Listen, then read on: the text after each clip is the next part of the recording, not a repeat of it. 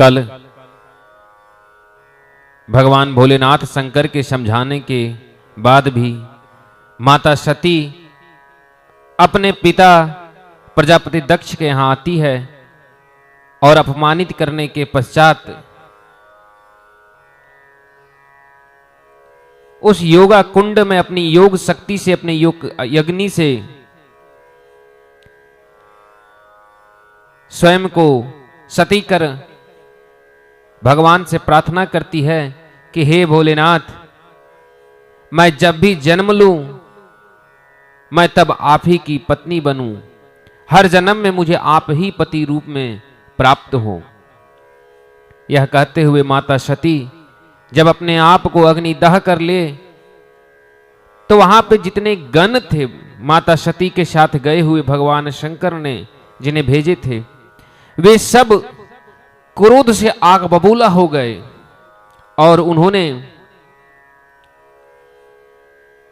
प्रजापति दक्ष के हवन कुंड को तोड़ फोड़ करने लगे, जिससे प्रजापति दक्ष ने अपने सैनिकों को आदेश दिए कि इन गणों को यहां से मारकर भगाओ। यह सुन सारे सैनिक भगवान शंकर के गणों पर टूट पड़े और उन्हें घायल कर उन्हें वहां से भगा दिए। कुछ गण तो लौटकर भगवान शंकर के पास आ गए और कुछ मार्ग में ही खड़े हो गए, यह सोचकर कि अब माता ना रही तो हम भोलेनाथ के पास कैसे जाएं। जब सारे गण भगवान भोलेनाथ के पास आए और कहने लगे कि हे प्रभु, बड़ा अनर्थ हो गया, हम माता सती की रक्षा ना कर सके। और सारे घटनाक्रम जब भगवान भोलेनाथ शंकर को बताया गया तो भगवान शंकर क्रोधित हो गए। इसी मध्य में कुछ गणों ने कहा कि हे प्रभु, जब हमने इसका विरोध किया तो प्रजापति दक्ष के सैनिक हम पर टूट पड़े और हमें घायल कर दिए, हमें मारकर भगा दिए। भगवान भोलेनाथ शंकर त्रिकालदर्शी वो तो पहले ही जानते थे कि माता सती के साथ क्या होने वाला है, इसलिए वह धैर्य से थे। परंतु उन्होंने जैसे ही यह सुना कि उनके भक्त उनके गणों पे प्रहार हुआ है, वह आग बबूला हो, उनकी आंख मानो तो कई बिजली की झटकाएं दे रही ऐसी प्रज्वलित हो गई। उनकी आंख ऐसी नेत्र लाल जैसे समुद्र साक्षात ज्वालामुखी बन चुकी हो। अपने होठों को अपने दांतों से चबाने लगे, मानो कि शरीर से अग्नि की वर्षा हो रही। ऐसी क्रोधित भोलेनाथ अपने स्थान से उठ खड़े हुए और गर्जना करने लगे, मानो कि कई पर्वत एक साथ टूटने की जो चिंगार आती है, ऐसी गर्जना भोलेनाथ शंकर करें। और उन्होंने क्रोधवश अपनी एक अग्र जटा को अपने मस्तिष्क से उखाड़ सामने पर्वत की एक चट्टान पर पटक डाले। जैसे ही उन्होंने वहां फेंके तो जो क्रोध से उत्पन्न होगा वह क्रोधी ही होगा। जिस प्रकार से नदी के पानी के झील से अगर कोई धारा बहेगी तो वह जल की ही बहेगी, उसी प्रकार से जो स्वयं अग्नि रूपी भोलेनाथ शंकर के क्रोधाग्नि से उत्पन्न हो वह स्वयं क्रोध रूप ही होगा। एक भयंकर भगवान भोलेनाथ के स्वरूप सहस्त्रों हाथों वाला एक भगवान भोलेनाथ के समान देव प्रकट हुए। भोलेनाथ से भी विशाल का शरीर, घुटने से नीचे जटाएं जटाएं, मानो कि जैसे बारिश में बिजली चमकती है वैसी चमकदार उनकी जटाएं, लाल लाल मानो अग्नि है। उनकी शरीर वज्र से अधिक कठोर और आकर्षक, नेत्रों में साक्षात अग्निदेव विराजमान। ऐसे जो भयंकर दैत्य से भी परम दैत्य दिखे, ऐसे जब भोलेनाथ के स्वरूप में एक दैत्य के रूपी देवता प्रकट हुए तो सबने कहा, हे वीर तुम्हारी जय हो। तो भोलेनाथ शंकर ने कहे, वीर तुम्हारा भद्र हो, अर्थात तुम्हारा कल्याण हो। जाओ तुम मंगलकारी कार्य करो। इसी से उनका नाम बड़ा वीरभद्र। भद्र का अर्थ होता है कल्याणकारी। हे वीर, तुम कल्याणकारी करो, यानी संसार से इस अमंगल घटनाओं को हटाओ। वीरभद्र जो स्वयं भगवान शंकर से उत्पन्न थे, उन्हें किन्हीं से कोई ज्ञान की आवश्यकता नहीं थी, बस भोलेनाथ की इशारा काफी था। जब वीरभद्र प्रकट हुए तो ऐसे भयंकर स्वरूप के साथ कि सारे देवता गण डर गए। भोलेनाथ शंकर ने केवल इशारा मात्र किए और वीरभद्र समस्त शिवगणों को ले, मानो कि जिस प्रकार से पागल हाथी का झुंड पूरे वन में दौड़ जाए तो पूरा वन को भूकंपित कर देता है, उसी प्रकार से वीरभद्रों के पर्वत स्वरूप आकार से पृथ्वी कंपन कर रही थी। और वह मात्र कुछ ही छलांग लगाएं और राजा दक्ष के पास आ पहुंचे। उनकी गति इतनी तीव्र कि केवल कुछ छलांग में वह कैलाश पर्वत से दक्ष प्रजापति के महल में आ गए। और उनकी संहार रूपी स्वरूप को देख प्रजापति दक्ष अपने समस्त सेनाओं को आगे कर दिए। वो भगवान नारायण के परम भक्त थे, तो नारायण भगवान ने उन्हें चतुरानंद सेना दी थी, जिसे संसार में कोई पराजित नहीं कर सकता। उन्होंने बोला तुम भी जाओ, और उन्होंने और देवी देवताओं से मिले सैनिक हथियार सब आगे कर दिए। लेकिन वीरभद्र जैसे सिंह अगर भेड़ बकरियों के झुंड में घुस जाए तो चीर फाड़ कर रख देता है, इसी तरह वीरभद्र ने अकेला ही समस्त सैनिकों को ऐसे काट दिया जैसे एक सिंह का झुंड पूरे गिद्धों को काट कर रख दे। यह देखते ही देखते वीरभद्र की समस्त सेना का सर्वनाश हो गया और प्रजापति दक्ष भयभीत हो वहीं जाकर छुप गया जहां अग्नि कुंड में माता सती अपने प्राण अपने देह त्यागी थी। वीरभद्र जब अंदर गए तो सारे देवगणों के सामने बैठे और बोले हे नंदी, मैं इसे मारने से पहले सबके अपराध को जानना चाहता हूं, एक एक को दंड दूंगा चुन चुन कर, तुम बताओ किसने क्या अपराध किए। सारे शिवगण खड़ा हो गए, बोले प्रभु हे वीरभद्र, जब माता सती का अपमान हो रहा था तो ये सारे देवता यहां बैठे हुए थे, ये लोग बैठ करके और केवल मौन होकर के वाद विवाद को सुन रहे थे। प्रजापति दक्ष की ऐसी सभा में मौन होना शास्त्रीय रूप से अमर्यादित है। शास्त्र कहता है कि नारी का अपमान और गौ का अपमान में कभी भी चुप नहीं बैठना चाहिए। बोले रे ये देवतागण चुप बैठे?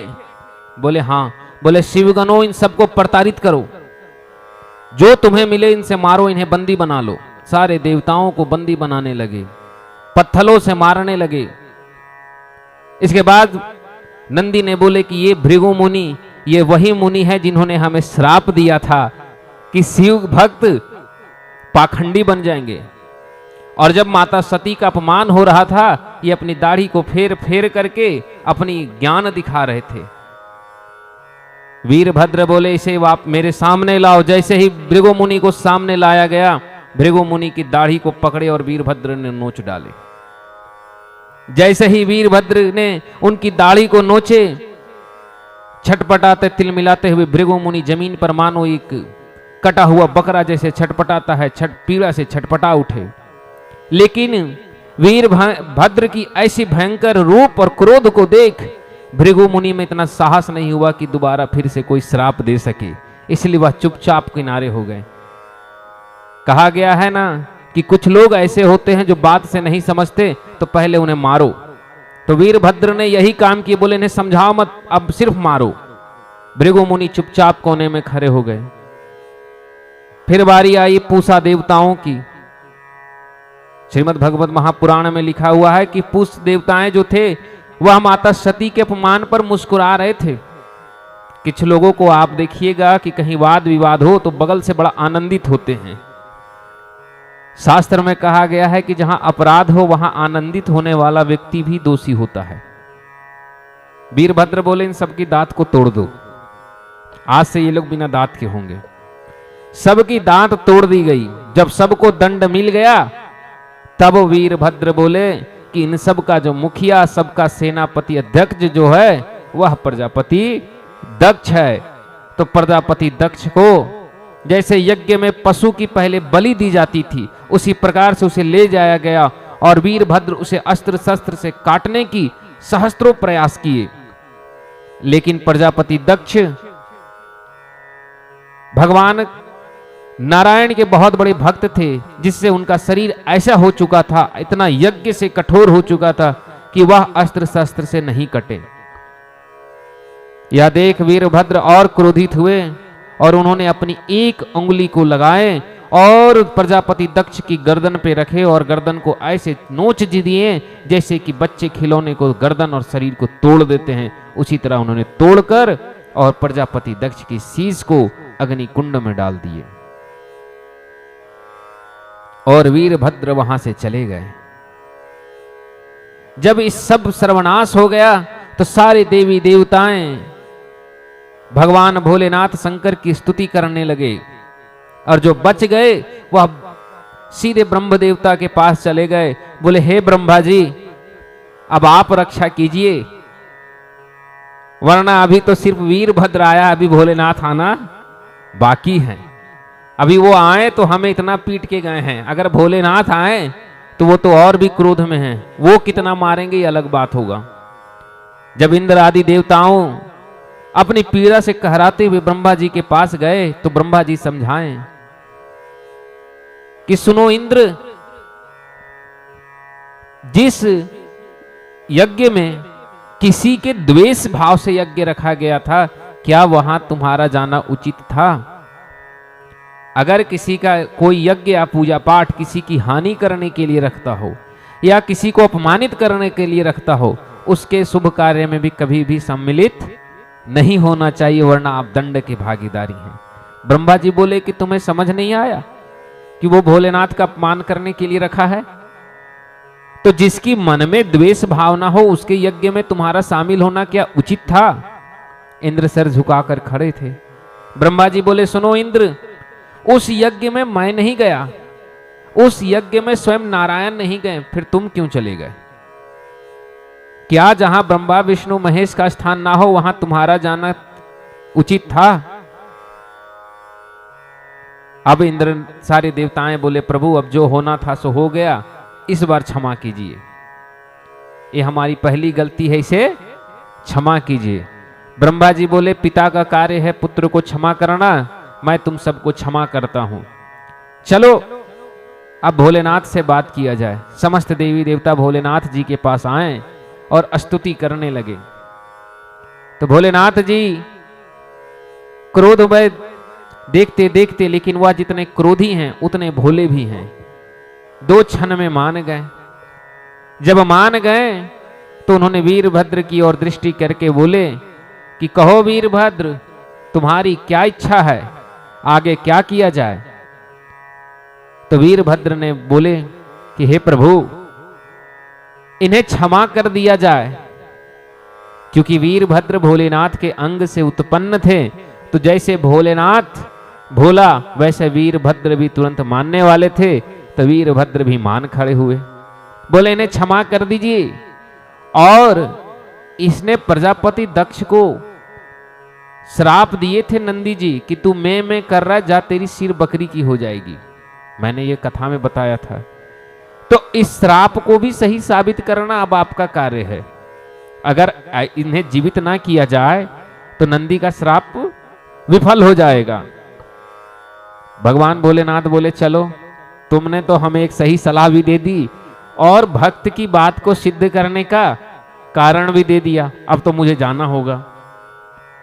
भगवान सब कुछ बर्दाश्त कर सकते हैं, भक्त का अपमान और भक्त की वाणी खाली जाइए कभी भी बर्दाश्त नहीं करते, भगवान यह नहीं सह सकते। भोलेनाथ वहां से हिमालय से निकले और प्रजापति दक्ष के महल में पहुंचे।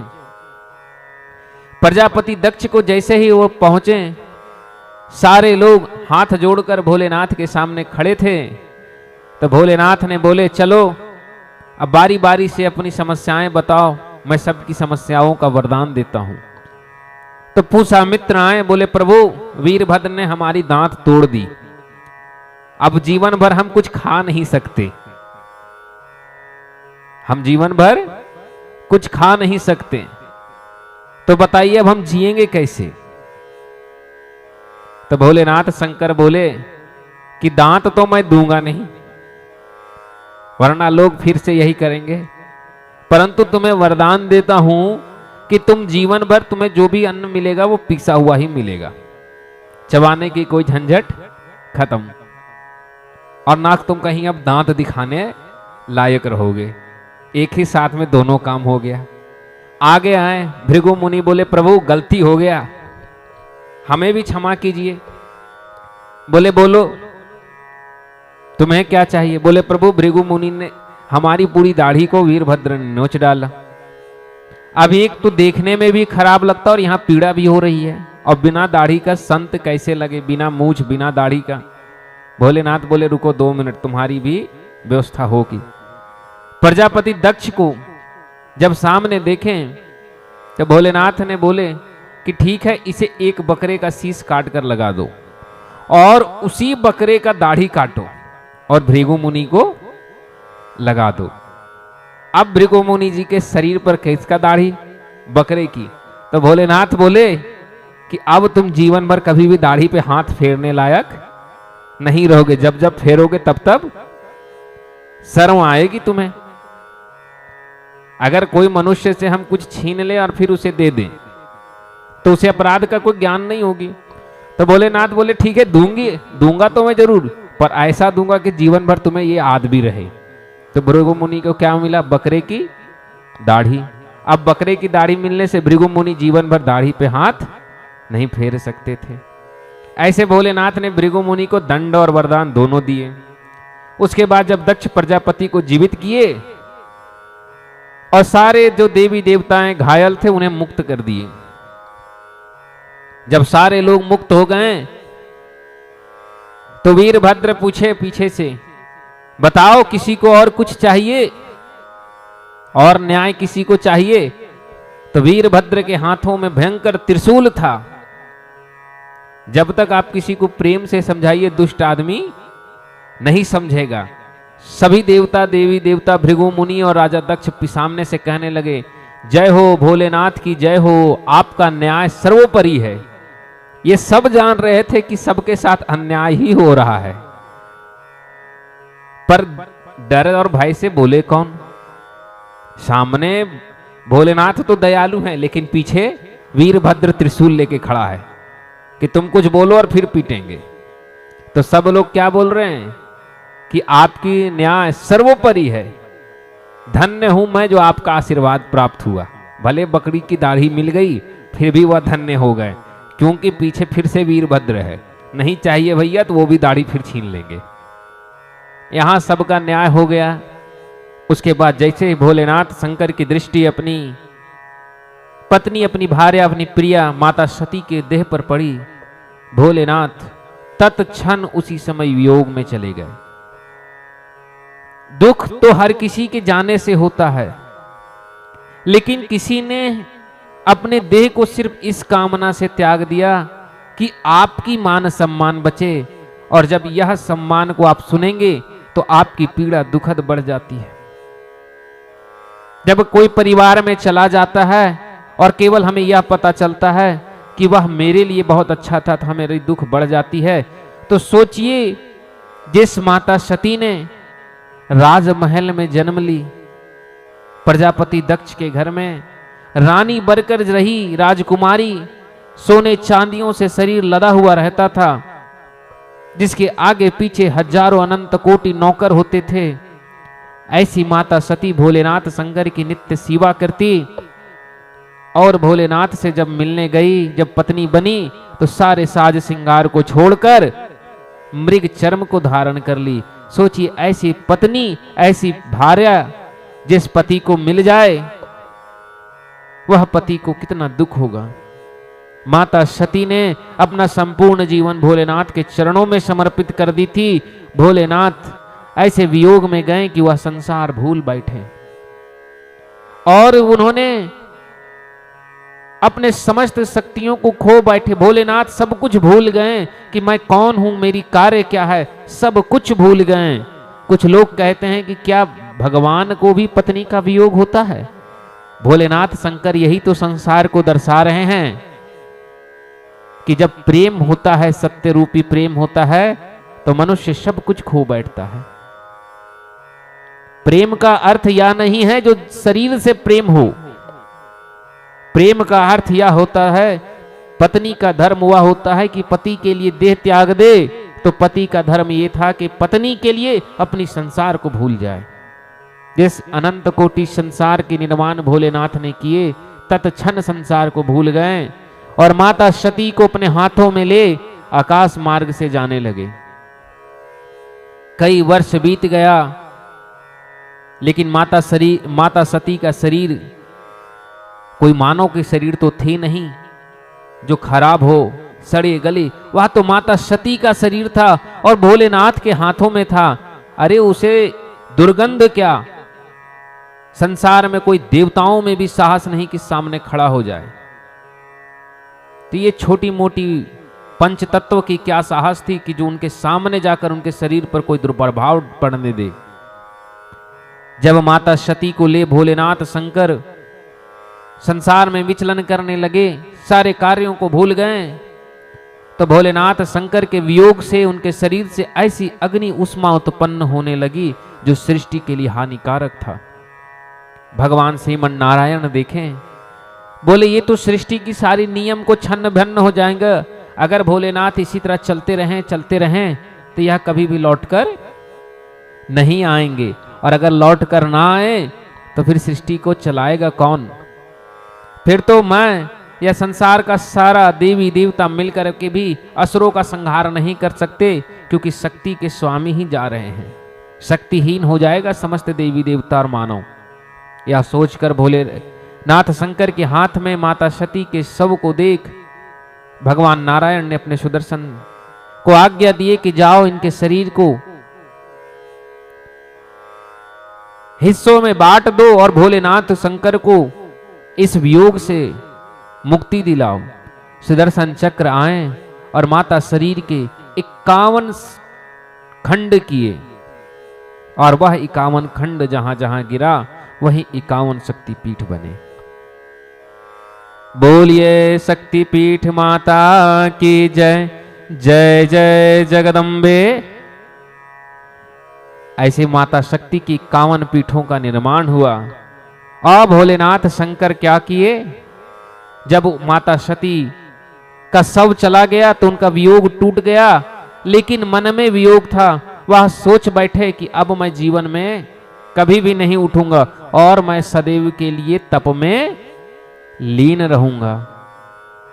और भोलेनाथ शंकर माता सती को जैसे ही शक्तिपीठों में विखंडित देखे, भोलेनाथ शंकर वापस कैलाश लौट आए और वहां आकर के धैर्य योग में बैठ गए, अपनी ध्यान मुद्रा में चले गए। एक ऐसी ध्यान मुद्रा में जिससे वह कभी भी उठना नहीं चाहते थे, परंतु संसार में उनकी आवश्यकता थी। और माता सती ने अंतिम में वरदान मांग लिए थे भोलेनाथ से कि मैं जब भी जन्म लूं तब मैं आप ही की भार्या बनूं और आप ही मेरे पति बने। इसीलिए भगवान शिव का पुनः विवाह माता सती से पार्वती स्वरूप में होता है। यह कथा हम कल सुनेंगे कि कैसे माता पार्वती का जन्म हुआ और कैसे माता पार्वती और भोलेनाथ शंकर का मिलन हुआ। इसके मध्य में कैसे कैसे लीलाओं को रचे। बोलिए सियावर रामचंद्र की जय, जय जय श्री राधे। नमः पार्वती पतये हर हर महादेव शिव शंभो।